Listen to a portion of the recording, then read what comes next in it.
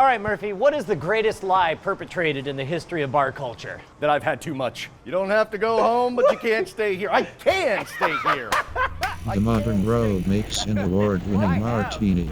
My entire life, every time I think of martinis, I think of one phrase, shaken, not stirred, and you two are telling me that's a damn lie? I'm sorry, Brian, but the guy who drives an invisible car, 007, he lied to us. All right, look, he lied. I want to clear this up. So we're at the Steampunk Saloon on 6th Street in Austin, Texas, hanging out with the supremely badass Trevor. Trevor, why is it bad to shake a martini? How much water do you like in your drink? I would assume as little as possible, right? Exactly. That is why when you make a martini, you're going to stir it. You're going to get a more flavorful drink that hits your palate correctly. There are many cocktails, shots, things like that are shaken. When you add citrus to a drink, that's when you want to shake it. It will combine all the ingredients in the best possible way. And plus, you can also shake cocktails with egg or with creamer. There are a couple of other things that really matter. That's the proportion of the alcohol and the type of ice you use. Can you tell us about the proportions of the alcohol? Yes, what you want is you want a balanced drink.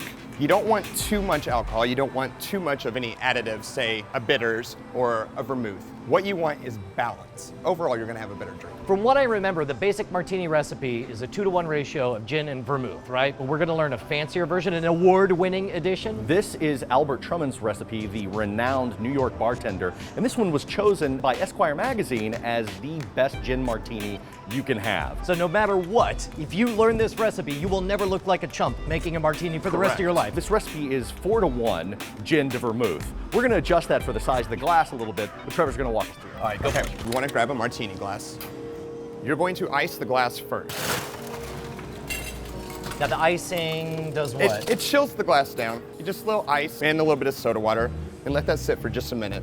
Then we're gonna take our soda water. So this is the weird counterintuitive part. Well, not really. I don't clean the floors. Oh. I paid almost $50 for these boots, Trevor. Well, you wasted your money.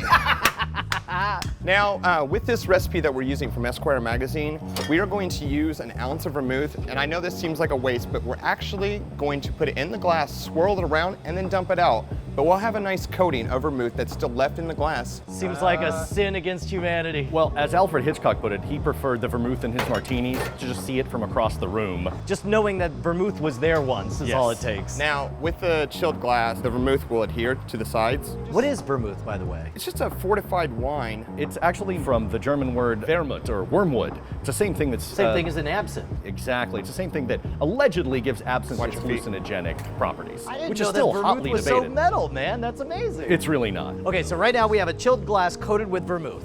And now we're gonna add the gin, and we're gonna stir that gin.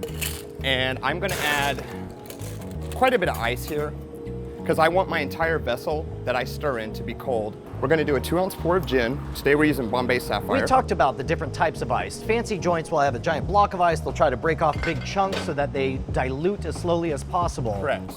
And you'll have less impurities in those ice. As you're spinning, everything's moving around as one block. You're not breaking it apart. You're not getting the ice to melt. And with ice like this, you want to give it about 20 rotations or so. Now, as I stir, my entire vessel is starting to chill down. This is all about surface area. My ice is cold, my tin is cold. There's less dilution as I'm doing this, but you don't want to do it too much or you will add water to your gin. You could see, meanwhile, on the chilled glass, you could see the vermouth still adhering to the sides on there. So it's a 4-to-1 ratio. 1 ounce of vermouth gets spilled around in the glass, and now we're doing 4 ounces of gin, correct? In the recipe, you're doing 4 ounces of gin. We're only going to do 2 ounces here because, our martini glass is a little small. And when you're busy and walking around with this thing, you don't want to get bumped into and have this go everywhere. And again, something you should consider. This is all booze.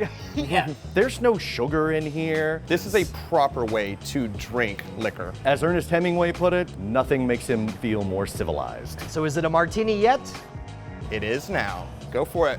All right, this Adding 1 to 2 olives, we'll add a little bit of salt. So now you have many flavors in that one drink. That is so good. You're telling me to make an award-winning martini, all I have to remember is 1 ounce of vermouth, put into a chilled glass, spun around, pour out the vermouth, put in a whole bunch of ice, put in 4 ounces or 2 ounces if you're doing a reduced amount of gin, stir it for 20-25 times, pour it in, add a garnish, and you're done? Yes. It's like drinking a cool cloud. Dude, Jay, we're I can't even talk. That's how excited I am. You guys are really making me jealous though, because technically I'm on the clock and Well, technically we are too, but we're our own bosses, so.